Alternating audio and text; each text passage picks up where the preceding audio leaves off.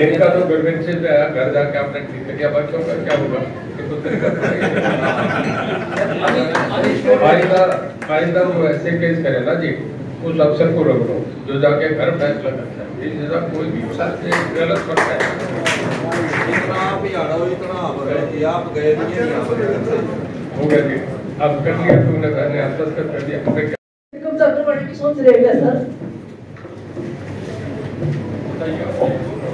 Sir अवैध कब्जा कर रखा है, मेरे घर का 15 फुट का फ्रंट दबा रखा है सर। मेरा दूसरा गेट लगा हुआ सर, उसको मैं खोल नहीं सकती, उसके अंदर नहीं आ सकती। 2 भाइयों का मकान है सर, कल को 2 गेट लगेंगे, मैं कैसे आऊंगी?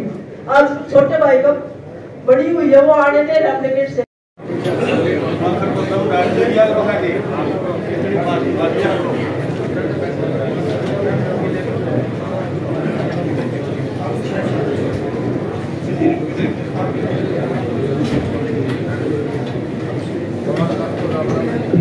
जिला परिवेदना एवं कष्ट निवारण समिति की इस मासिक बैठक में आप सभी का स्वागत है। अब मेरा अनुरोध माननीय उपायुक्त महोदय से कि माननीय मंत्री जी का और सभी गणमान्यों का स्वागत करें।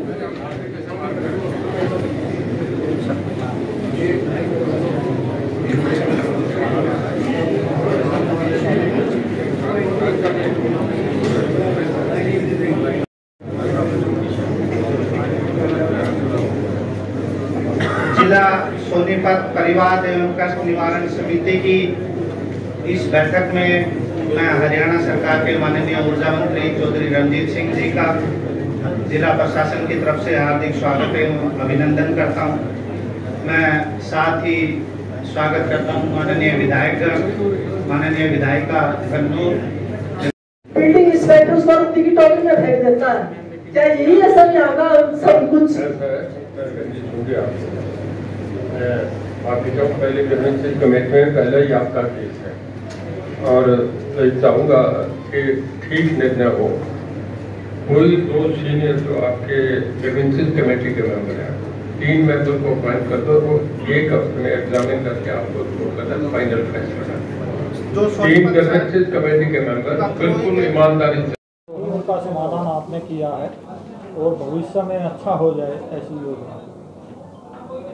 जी मंत्री जी, बहुत कितनी शिकायतें सुनी आप? कितना समाधान? देखिए टोटल मेरे ख्याल में आज 21 केसेस थे, जिसमें ऑलमोस्ट 15 फाइल कर दिए, 1 विजिलेंस को दे दिया, और 3 में 2 ADC मैडम के जुम्मे लगाए हैं, 1 SDM के जुम्मे लगाए हैं, और उसमें साथ हमने 2 ग्रीवेंसेस कमेटी के मेंबर कर दिए जो एग्जामिन करेंगे। नेक्स्ट में रिपोर्ट। सर केस भी दर्ज हो? 1 FIR दर्ज हुआ है जो इंश्योरेंस वालों पे है।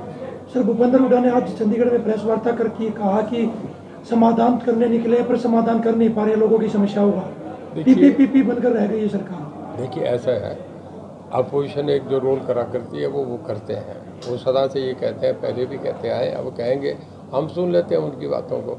देखिए सरकार अपना फंक्शनिंग करती है, जब हाउस होता है हम सब बातें सामने सुनते हैं, जवाबदेही होती है, और ये नहीं वो तो ये कहेंगे ये कुछ नहीं करे, सरकार करिए, कुछ चीज़ों में रिकॉर्ड बने। अब जैसे मैं आपसे बता रहा हूँ, मेरे अपने डिपार्टमेंट को बता रहा हूँ, मैं प्रेसिडेंट से अवॉर्डेड हूँ, राष्ट्रपति किसी को वो भी करेगा ना जब ठीक काम होगा। मेरे डिपार्टमेंट में मैं 2nd स्टेट हूँ जो पूरे देश में जिसे बेस्ट सोलर कंजर्वेशन में प्राइज़ मिला है।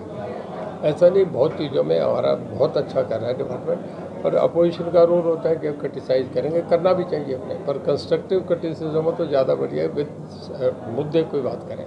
ये कह रहे हैं कि लगातार घोषणाएं जो सरकार ने की थी पूरी नहीं कर पाई। अब चलो ये उनका एक चंदा मामा वाली कहानी है, वो रोज़ करते हैं, उसको हम सुन लेते हैं। सर ग्रामीण क्षेत्र में घरों के ऊपर से अभी भी जो है हाई टेंशन तार जो है 11,000 वोल्ट के जो है वो देखिए बहुत कुछ ऐसा होता है कि पहले हाई टेंशन लाइन निकली होती है, नीचे प्लॉट होते हैं लोगों के, बाद में घर बना लेते हैं, फिर कहते हैं हमारे घर के ऊपर से लाइनें जाती है, बहुत लंबा चौड़ा प्रोसेस हो जाता है, इतना कोई भी गवर्नमेंट मीट आउट नहीं कर सकती। पर फिर भी हमने पिछले साल भी करा, आपके भी हमने 261 करोड़ रुपया मार करा है, ये जो घरों के ऊपर से लाइनें या पार्क के ऊपर से या मंदिर के या जो स्कूलों के ऊपर से वो इस तरीके की है, लाइन उन्हें हटाया जाए। मंत्री जी गन्नौर के अंदर रात दिन और लूटमार चल रहे हैं, मिट्टी भर भर कर पूरे दिन मार्केट के अंदर ले जा रहे, लेकिन उन पर कोई कार्रवाई नहीं हो रही। DC साहब को मैंने बोला था, उसके बाद भी कुछ नहीं हो रहा। देखिए कोई अगर नोटिस में आता है तो तुरंत एक्शन होता है, ऐसी बात नहीं, जब DC साहब के नोटिस में आए तो तुरंत एक्शन होगा। मंत्री जी सवाल ये है कि बिजली को बचाने के लिए सोलर का प्रोजेक्ट जो है वो प्रधानमंत्री जी ने भी चला रखा है, तो हरियाणा में बड़े स्तर पर क्या योजना है? हाँ देखिए, हम भी ऐसा देने जा रहे हैं। जिन लोगों की 1,80,000 से कम आमदन है उनको हम 1,10 करोड़ मतलब 2 मेगावाट का उसकी पोस्ट ही आती है हम दे रहे हैं, जिसमें 60,000 रुपये गवर्नमेंट ऑफ इंडिया से हमें सेंट्रल गवर्नमेंट से मिल रहा है, 50,000 हम दे रहे हैं और लोग उसमें 2 किलोवाट तक फ्री है। तो किसान के जो गरीब आदमी है उसका काम तो चल जाएगा, उसे तो ज़्यादा नहीं चाहिए। उसमें जो यूनिट बचेंगे वो गवर्नमेंट को सेल करेगा, पावर डिपार्टमेंट उसे खरीदेगा, उसके पैसे भी देगा, उन्हें बिजली फ्री मिलेगी। और ये भी कर दिया 2 मेगावाट तक किसी का बिल अगर घर बंद करके भी बाहर जा रहा है 3 महीने तो उसका जीरो ही रहेगा, जब तक उसका चलेगा नहीं तब तक बिल नहीं आएगा। जो इस क्राइटेरिया में नहीं आते सर, उनके लिए भी कोई प्रावधान अलग से सरकार कर रही है ताकि सौर ऊर्जा के माध्यम से बिजली की बचत हो पाए? शुरू से ये महात्मा गांधी का सपना ये था कि जो बैकवर्ड है SC हैं उन लोगों को गरीबी से उठाना है।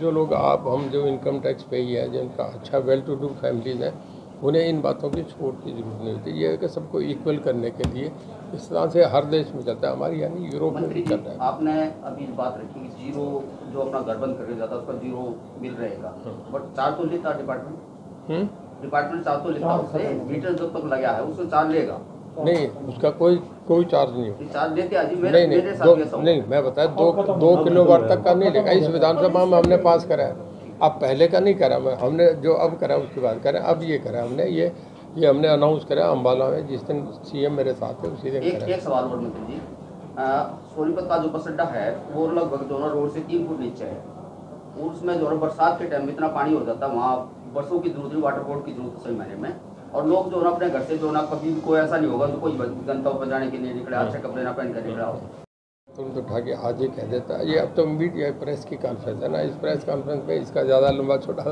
मेल नहीं है, और फिर भी अगर ऐसा कुछ है तो आप दे दें लिख के। मैं कहता हूँ हमारे जो कमिश्नर साहब ने कहेंगे कि इसका रास्ता। मंत्री जी, लोकसभा चुनाव में पंजाब में साफ हो गए, हरियाणा और UP में आप हो गए, क्या कारण मानते हो? देखिए ऐसा है कि लोकसभा में बराबर अगर देखें 1952, 57, 62 में 3 बार ऐसा हुआ था जब पंडित जवाहरलाल नेहरू लगातार 3 बार प्राइम मिनिस्टर आए थे। उसका रीज़न था कि एक तो देश आज़ाद हुआ था, जलियांवाला बाग ब्रिटिशर्स के नीचे हमारे, उससे पहले मुगल पीरियड था। मैं हिस्ट्री का स्टूडेंट रहा हूँ। बाबर, हुमायूं, जहांगीर, औरंगजेब 550 साल का उनका एक लंबा रिजीम रहा था। उसके बाद अंग्रेज रहे, तो लोगों में आज़ादी पहली बार देखी थी, तो उन लोगों ने 3 बार पंडित जवाहरलाल नेहरू को महात्मा गांधी का नाम भी था बनाया। उसके बाद रिकॉर्ड है कि कोई भी, उसके बाद NDA UPA की गवर्नमेंट, ये जर्मनी फ्रांस में भी है, उसका 30 साल एक्सपीरियंस रहा। उसके बाद सिंगल गवर्नमेंट बनने लगी है। प्रधानमंत्री नरेंद्र मोदी को इतना बड़ा देश, 145 करोड़ की आबादी, जहाँ डिफरेंट लैंग्वेजेज हैं, डिफरेंट धर्म है, एक स्टेट दूसरी स्टेट, पंजाब हरियाणा में एक ही स्टेट से बटे हैं, पर हमारी भाषा पहनावा टोटल अलग है।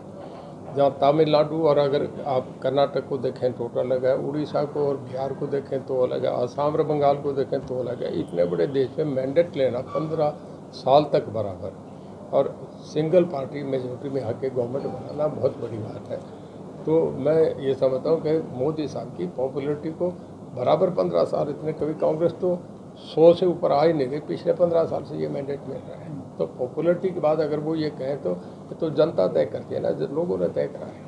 आप भी चुनाव लड़ रहे थे क्या? मैं लड़ा था पार्टी में बीच में मैं लड़ा था, घात के आरोप भी लगे। नहीं, ऐसा है, चुनाव हो गया, अब जो हार है वो हार है, जीत है वो जीत है। मेरा चुनाव बहुत बढ़िया लगा, मैं तो पार्टी का धन्यवाद करता हूँ। मैं तो 1 घंटे पहले पार्टी ज्वाइन करी, मुझे पार्टी ने कैंडिडेट बना दिया और मैं बहुत अच्छा चुनाव लड़ा। देखिए 5 लाख मुझे 10,000 वोट आए। आप ये समझें कि 9 कॉन्स्टिट्यूशन से 1 सेकंड में 60,000 वोट आना बहुत बड़ी बात होती है।